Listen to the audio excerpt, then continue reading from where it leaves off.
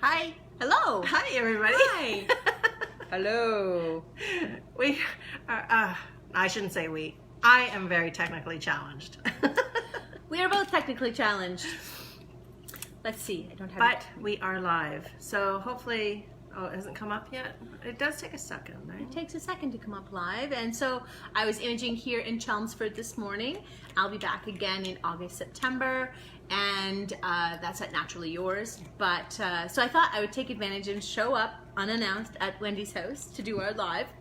Because that's how I roll. If anyone knows me, I love showing up at people's houses. And so yes, we're enjoying some nice fresh water, staying hydrated. Yes. It's a scorcher again today. I know, it's gonna be crazy. So, I think we started off a conversation talking about poop, and then we said, well, we should be talking about this online. Let's talk about poop. Let's talk about poop, baby. Let's talk about you and me. Yeah, poop. Well, you know, that's what, for years and years and years as a nurse, I mean, I would come home and talk about all kinds of crazy things at the dinner table, and people, my family were just like, please, Mom, don't. But that's what I do. Why not? And that's what, you know, nutritionists too. I mean, we talk about food, but what's the end result of food? Right. Poop. Right, poop. Poop, exactly. So, yeah, so it was interesting. So we had some really amazing discussions, Kim from Naturally Yours, even this morning, about colonics and enemas and bacteria, and, you know, it's a subject that nutritionists talk about all the time.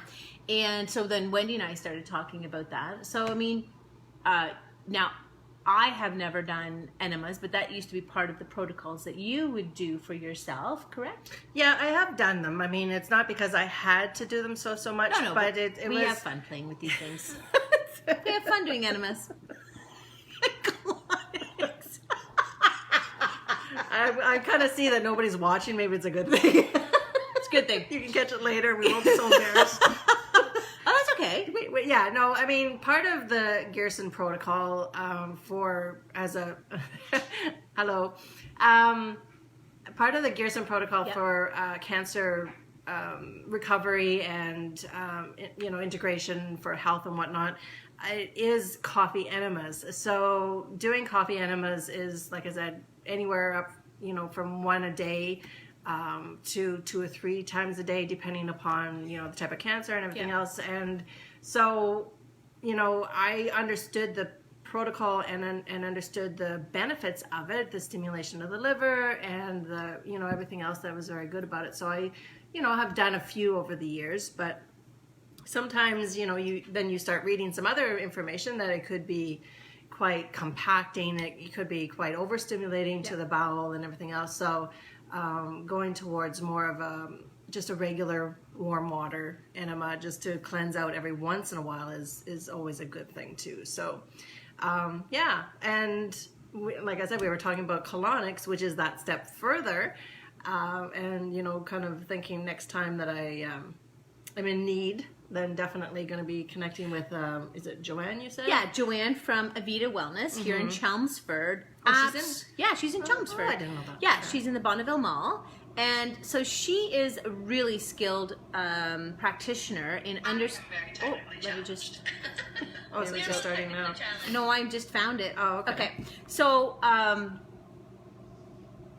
yeah. There's all this stuff going on everywhere. Too many things.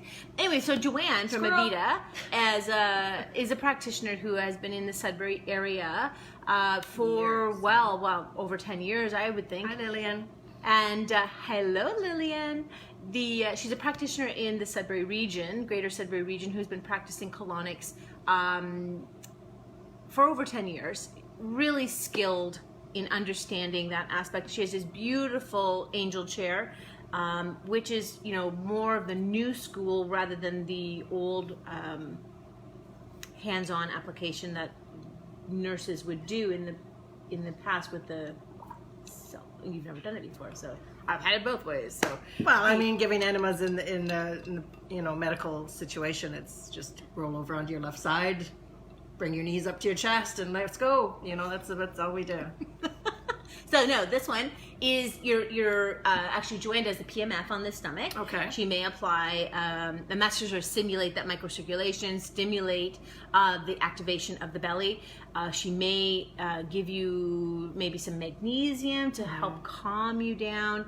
She applies castor if you need it because she wants that spasming sometimes to sort of relax, but she never, if you're uncomfortable, she stops immediately. It's insert the speculum yourself.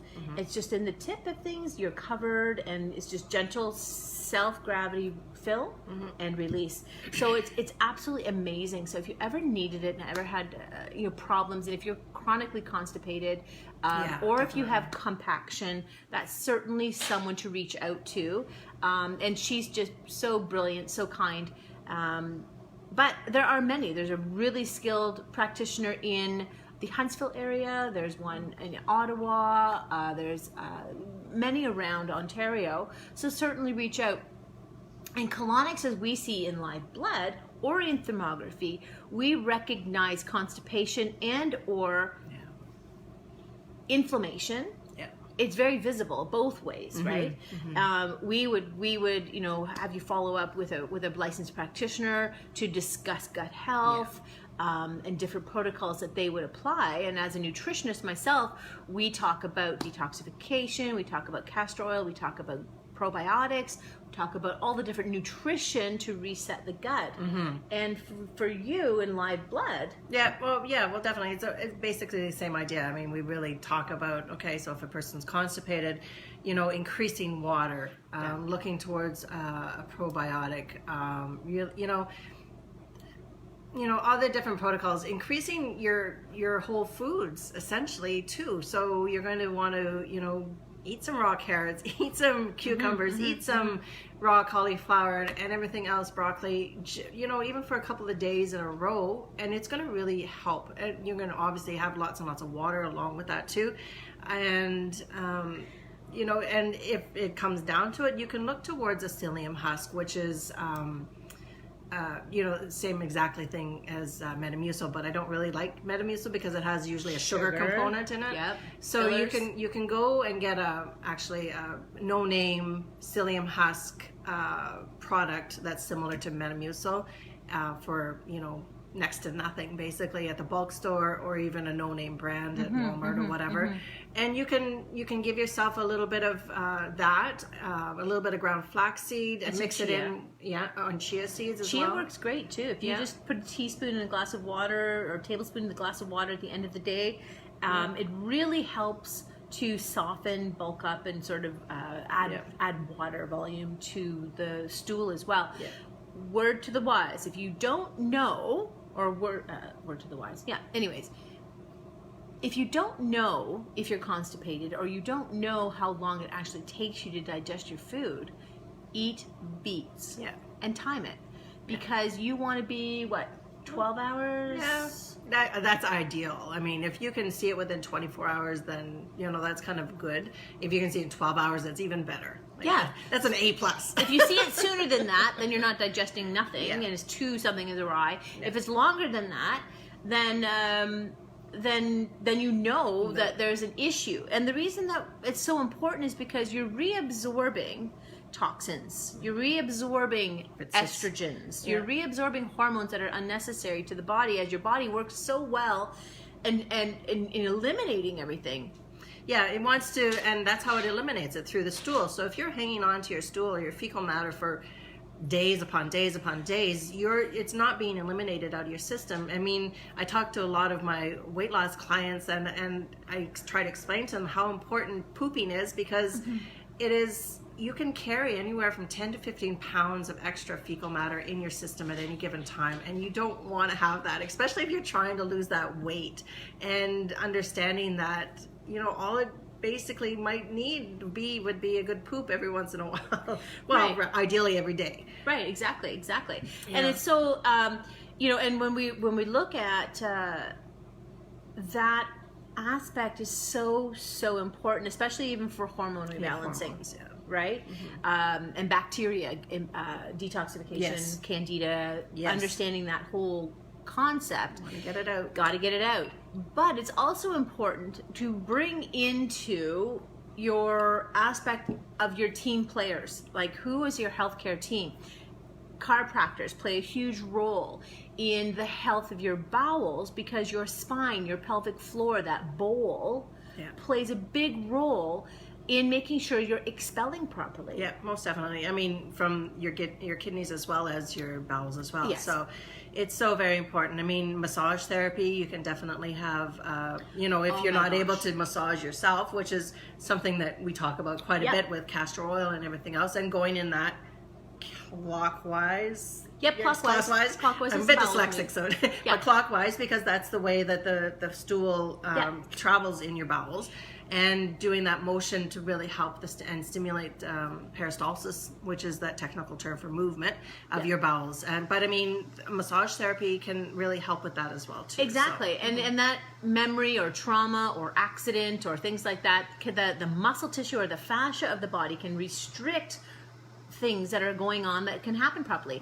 And you know what, if you've never tried it and you want to see action and movement and response to your body, try reflexology. It is amazing, because one, who doesn't love getting their feet rubbed?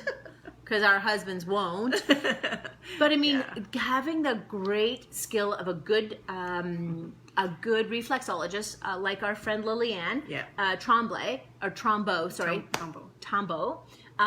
She is very skilled, and she actually is venturing and discussing children and babies. So that reach out to her if you're a mom with babies that struggle. She's your girl.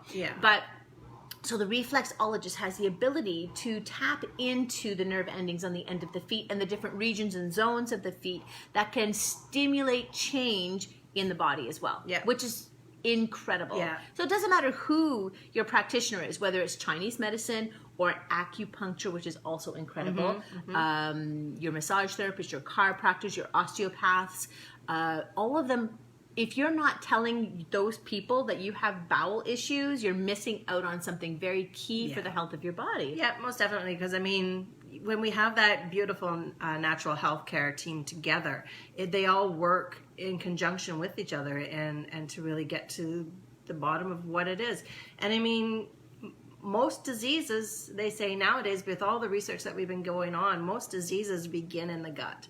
And we are so susceptible to gut issues because of the fact that we have what's called a SAD diet, a standard American diet, which is highly processed, highly salted, highly sugar sweetened, highly crazy fats in it. And these are all things that are going to cause a dysbiosis or an imbalance in your gut, which could lead to the beginnings of something like constipation. But that could be just like the first step towards a lot of issues. Because when you are living chronically with constipation, where your bowels are so sluggish that they can't expel on their own and you have to take a laxative all the time, that's something that you're going to have to end up doing all of the time. So, and that's for people that don't increase their water, that don't increase their roughage, that don't increase their fiber in their diet. And this could, eventually lead to the point where your bowels just won't work at all. And you have to have a stimulant like a laxative all the time. And this is not something that you want to have, because this is just not the way your bowels should work. But again, if you are, chronically stuck with... sorry, it's a bit of a pun there. If you're chronically stuck and you have constipation like that all the time, I mean, that extra, like you were saying, that extra bacteria gets absorbed into the body, but it can also lead to that leaky gut situation, or which is, the foundations for so many other illnesses, from any part of the body. Doesn't matter. It can be your brain, it could be your lungs, it could be your heart.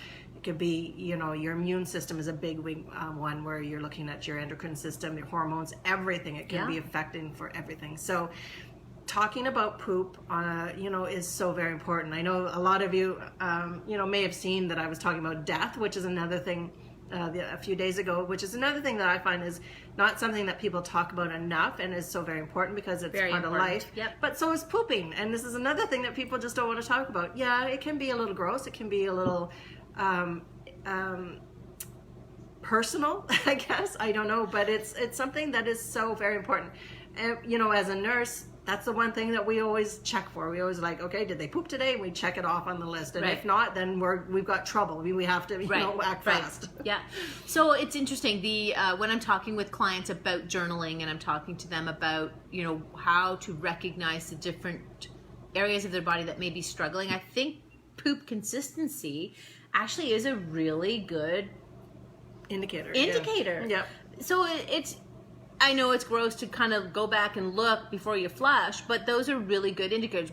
And I shared on my personal page this morning a little poop chart. But you did? Good. Yeah, I did. So what is the consistency? Has it changed? Is there debris? Is it floating? Is it sinking? All may indicate something. But write it down. Keep a little journal because it can mean something to your practitioners who you have. And this is always a good indicator if there's something going on. Yeah, and I mean, you could even Google it. It's called the Bristol Stool Chart, and it shows you the different stages. Because I know when we're nursing, you know, we've got so much charting or whatever. We only just put like, type 5 or whatever. So you've got constipation, which is, you know, little pellets. You've got normal fecal, which is like that beautiful Dr. Oz S shape in the toilet.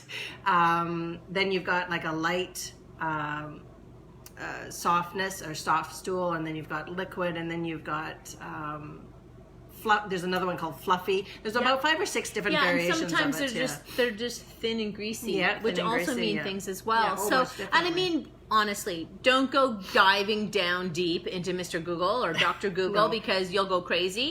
So it's just the recognition, and then it's understanding what did you change in your diet the last 48, 72 hours. What stressors have changed, and just recognize it and honor it, and then carry on. Yeah. But if you're really in trouble, these are great understandings to talk about with your practitioners. So I love that. My kids are crazy. I don't know about your kids. Does anyone else have crazy kids out there who send you poop shots? Like they're grown adults. They still like call me like, oh my gosh. No, the only time I get Snapchats is from the bathroom for all of them. They're like on their bathroom breaks, and I get messages. I'm like, oh, so you're in the bathroom right now, eh? You're on your poop break.